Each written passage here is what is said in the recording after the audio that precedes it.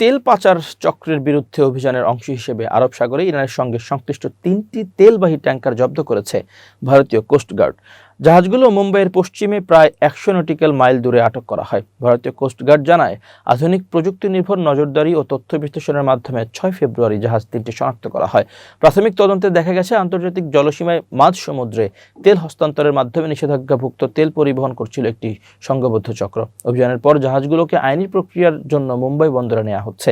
তেল পরিবহন পর্যবেক্ষণকারী সংস্থাগুলোর তথ্য অনুযায়ী আটক জাহাজগুলোর নাম টেইলার রুবি, চিলটার্ন ও অ্যাসফাল্ট স্টার। এগুলো এর আগে যুক্তরাষ্ট্রের নিষেধাজ্ঞার আওতায় পড়ে। ওয়াশিংটনের অভিযোগ, ইরান তেল রপ্তানির উপর আরোপিত নিষেধাজ্ঞা এড়াতে যে শ্যাডো ফ্লিট ব্যবহার করছে, এসব জাহাজ তারই অংশ। এ ঘটনার মধ্যে ইরানের তেল বাণিজ্য ঘিরে আন্তর্জাতিক উত্তেজনা বাড়ছে। যুক্তরাষ্ট্র সম্প্রতি ইরানের তেল রপ্তানি ঠেকাতে নতুন নিষেধাজ্ঞা আরোপ করেছে। একই সময়ে মধ্যপ্রাচ্যের সম্ভাব্য সংঘাত নিয়ে উদ্বেগও বাড়ছে।